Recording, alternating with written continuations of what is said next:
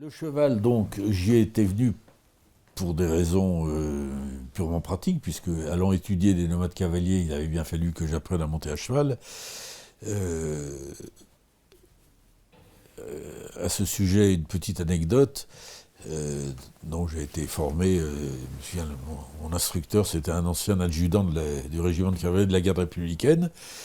Et je débarque chez les nomades avec les bons préceptes de l'équitation traditionnelle occidentale, c'est-à-dire des rênes, le contact moelleux de la main avec la bouche du cheval, par l'intermédiaire des rênes, etc.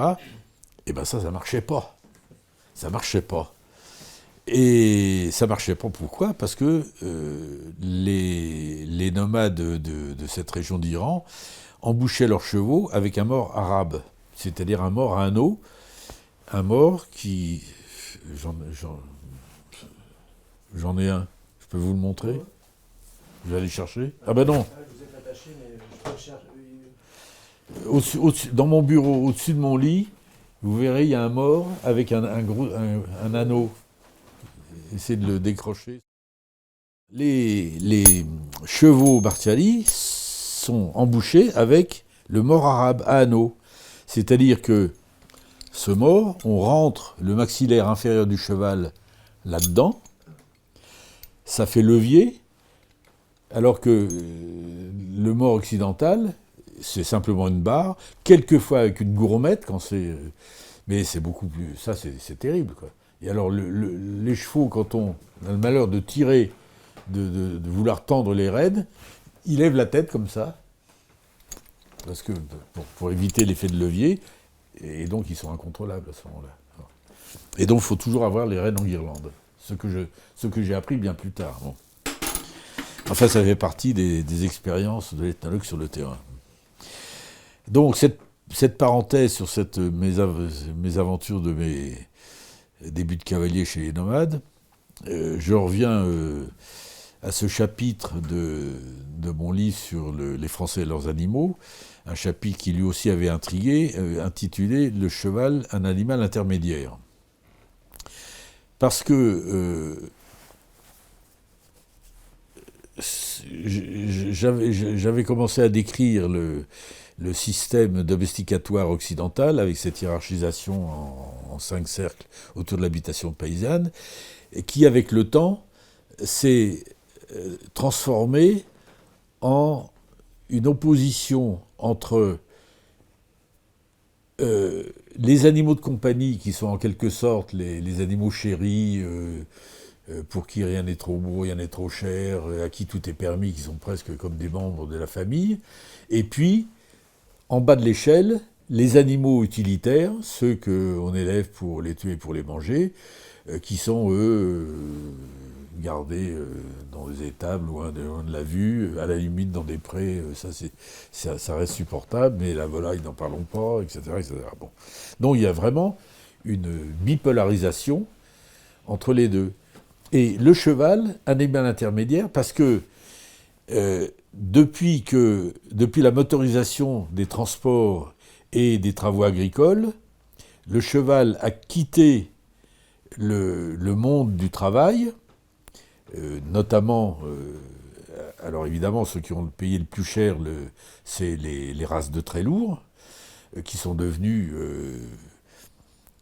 c'est l'administration des haras qui a voulu ça dans les années 70 pour éviter leur disparition.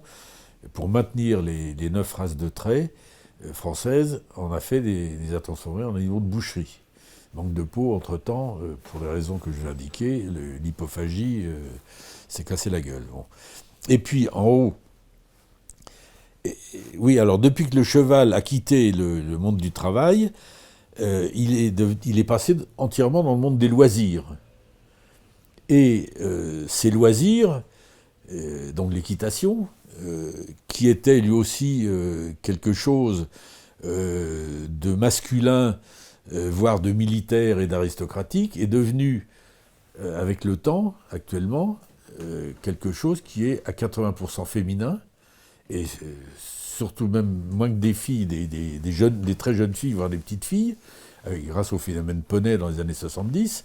Et cette transition et ce changement sociologique de la population des cavaliers fait que le statut culturel du cheval tend à quitter celui des animaux de rente pour tendre vers celui des animaux de compagnie. Alors évidemment, si le cheval devenait un animal de compagnie, c'en est fini du cheval. Hein. Ses amis ne se rendent pas compte, qui plaident, les véganiens notamment, qui plaident pour la fin de l'équitation comme d'une torture insupportable, ne réalisent pas que on pourra pas entretenir des chevaux à ne rien faire. Le phénomène de la mise à la retraite des chevaux de loisirs le montre d'ailleurs.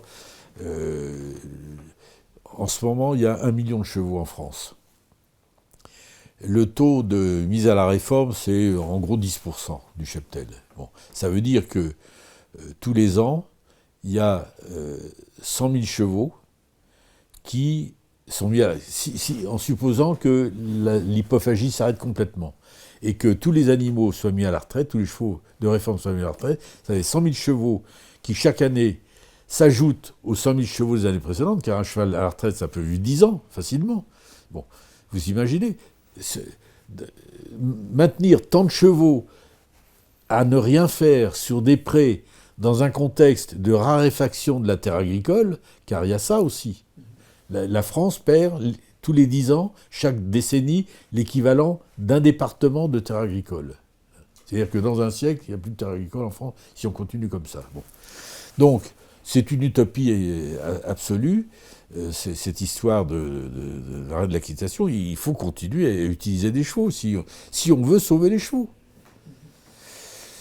Bon, c'est un discours que j'ai beaucoup de mal à faire entendre, mais j'ai l'habitude. Et voilà, bon, ça fait partie dès qu'on touche à des phénomènes de société, on est malgré soi tiré vers des débats qui sont pas faciles. Donc le dernier épisode. Alors oui, donc voilà, une histoire du cheval, c'est la réponse à cette question pourquoi cheval animal intermédiaire. Donc j'ai voulu ratisser large et c'est devenu finalement une histoire du cheval, qui est un livre, vraiment l'éditeur a fait un travail remarquable, avec très beau papier, très belle illustration, beau texte. Et alors, autre anecdote, le livre est tellement beau qu'ils se sont aperçus chez Actes Sud que la plupart des gens se contentaient de regarder les images et ne lisaient pas le texte. Donc, ils l'ont republié en petit format, sans les images. Donc il y a 2 éditions de ce livre.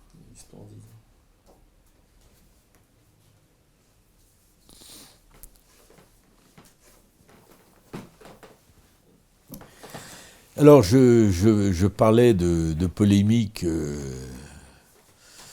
dès l'instant où on touche à des phénomènes de société contemporains. Donc en 2018, j'ai commis un petit livre polémique, L'animalisme est un anti-humanisme, dont le propos est de montrer que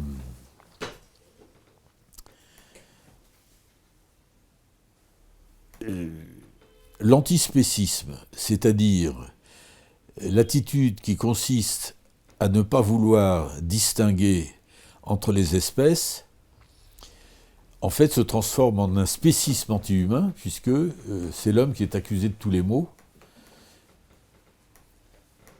et donc ça se transforme en un anti-humanisme. Voilà. Bon, alors, en parallèle à ça, j'ai eu des tas de débats sanglant avec mon collègue et ami Descola, plus sanglant encore avec mon collègue et pas ami Bruno Latour, sur... Moi, je crois que si on veut respecter les animaux, il faut respecter leurs différences. On ne peut pas traiter un chat comme un chien, sinon traiter un chien comme un chat ou un chat comme un chien, c'est de la maltraitance. Donc on ne peut pas traiter une poule comme un cheval, un éléphant comme un zèbre. Enfin, le respect des animaux, pour moi, c'est d'abord respecter leurs différences. Donc l'antispécisme est une absurdité. Et puis alors, bon, de là, on débouche sur les problèmes plus généraux. C'est là où ça a commencé à dérailler avec Descola, c'est quand il a intitulé sa chaire sa chaire au Collège de France, Anthropologie de la nature. L'anthropologie, c'est pas de la nature, c'est l'étude de l'homme. Alors si on dit l'anthropologie de la nature, pourquoi on ne parlerait pas de l'entomologie des mammifères, par exemple? Voilà.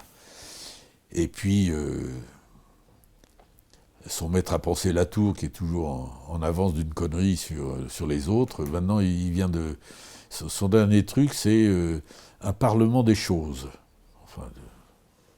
Bon, donc, je reviens au début. Moi qui étais formé par des matérialistes comme Rodinson et comme le Roi-Gourand, j'avais été poussé vers eux par quelque chose qui me dérangeait par les philosophes. Ben voilà, je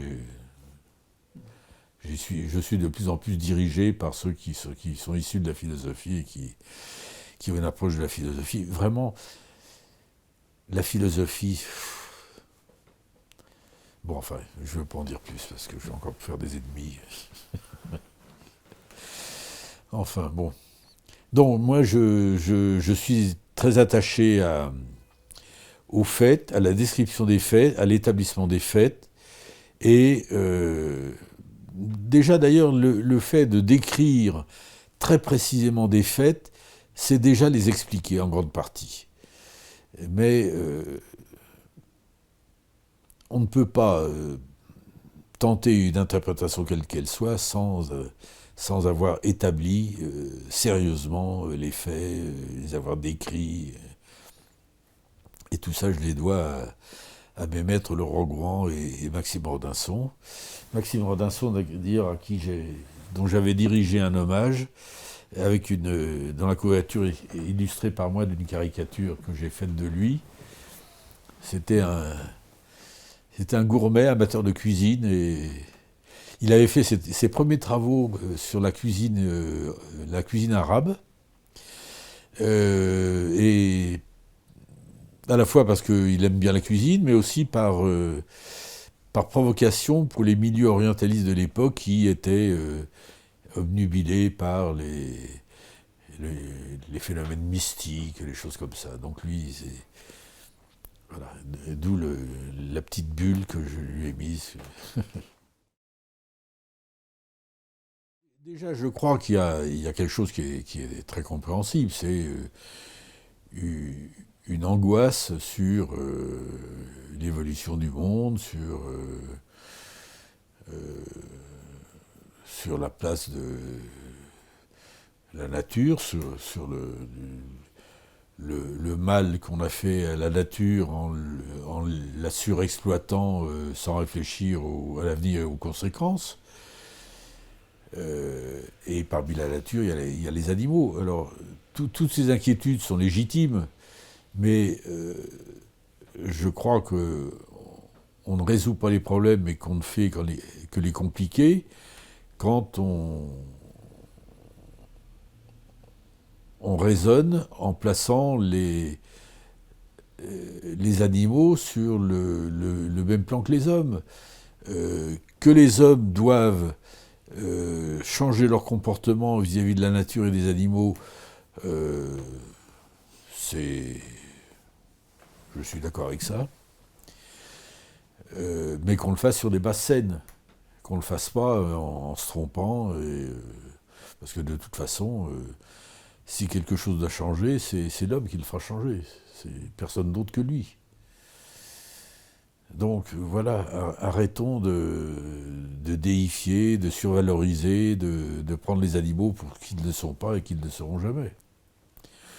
Voilà en gros ma position.